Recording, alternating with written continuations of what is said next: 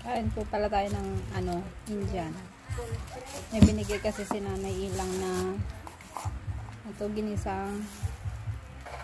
ginisang alamang. Kaya may nakita tayo kaninang mangga. Ayan, bumili ako. Ito. Wow. Thank you Nanay Ilang sa bigay mo. Alamang. Ang hirap maghanap guys ng mangga. Pumunta kasi ako ng bayan kanina kaya may nakita ako.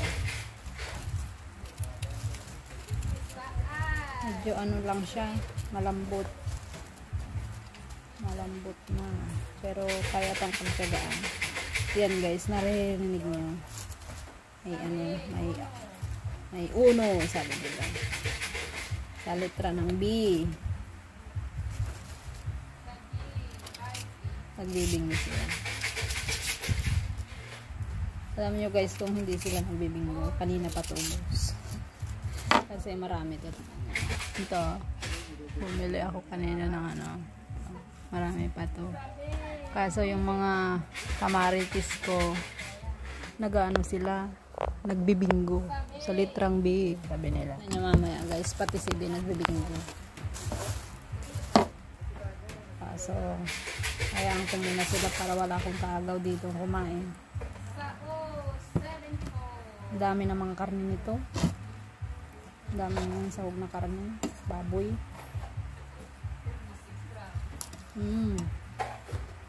Ning!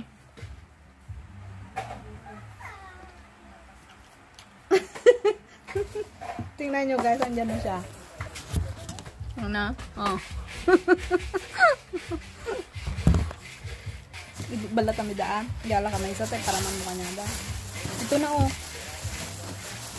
Bigyan natin sila guys kasi nagbibinggo sila, naglilitrang B.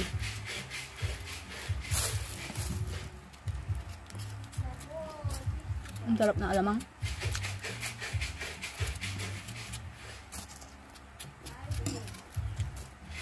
Magbinggo na lang kayo dyan, wag na kayong magmangga. Magkano na mangga? 100 ata to? 100 isang kilo guys.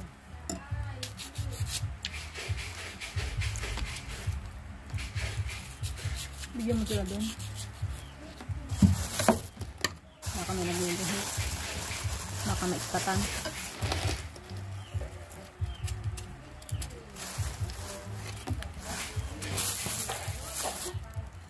Ang sarap ng ang sarap ng alamang.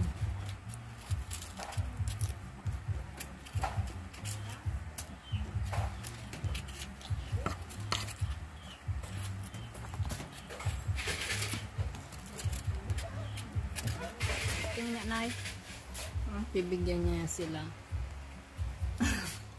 Yan abang nagbibinggo. Ito pala guys yung bahay namin na isa. Tabing kalsada siya oh. Pag nagpapalaro si Di guys, dyan lang oh. Yan. Tapos andito naman ako. Nanonood lang dito.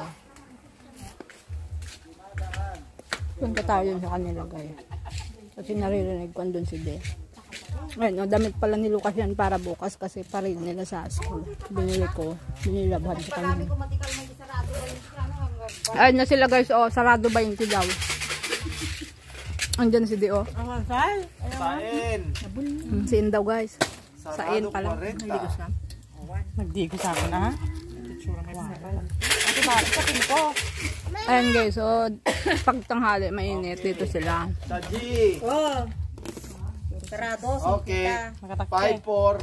Bingo. Kinaot na. Kinaot na. 5-4. 4-9. 40. Bingo guys. Ano guys, umalis na tayo doon. Kasi lalaman na lang tayo. Wala kasing pisto na. Puno na sila.